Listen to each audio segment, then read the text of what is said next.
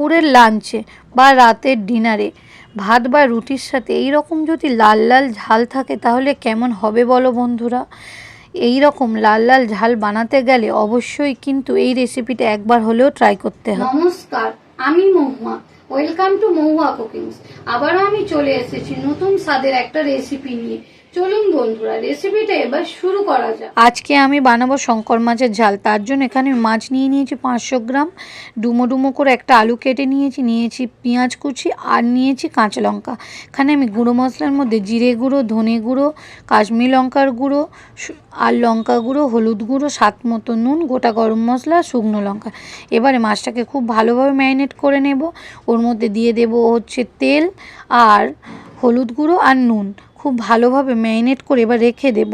তারপর গ্যাসেতে কড়া বসিয়ে ওর মধ্যে দিয়ে দেব বেশ কিছু পরিমাণ তেল। এখানে আমি তেলটা একটু বেশি নিয়েছি কারণ এই তেলেতেই আমি সমস্ত ভাজাভুজি ও ঝালটা বানাবো। এবারে মাছগুলোকে খুব ভালোভাবে তেলের মধ্যে দিয়ে এপিট ওপিট উল্টে ভাজা করে নিতে হবে।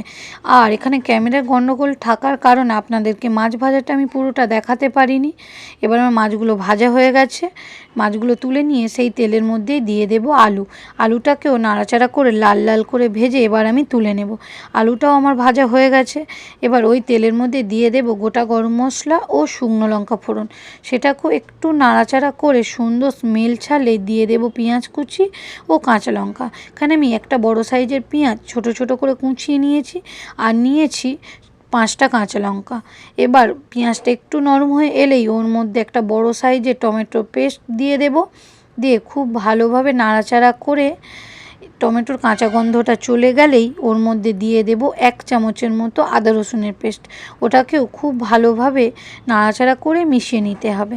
এবার আদা রসুন থেকে কাঁচা গন্ধ চলে গেলেই ওর মধ্যে দিয়ে দেব গুঁড়ো মশলাগুলো। এখানে আমি 1/2 চামচ ধনে গুঁড়ো, 1/2 চামচ জিরে গুঁড়ো, 1/2 চামচ কাশ্মীরি লঙ্কার গুঁড়ো আর 1/2 চামচ লঙ্কা গুঁড়ো, হলুদ গুঁড়ো নিয়েছি 1 চামচ আর নুন নিয়েছি স্বাদ মতো।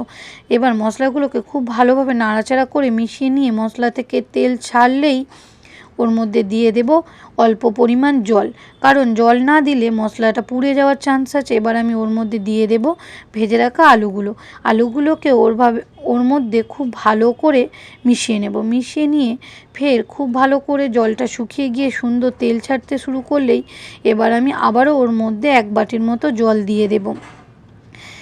এবার আপনারা যে পরিমাণ গ্রেভি রাখতে চান সেই পরিমাণই জল দিয়ে দেবেন।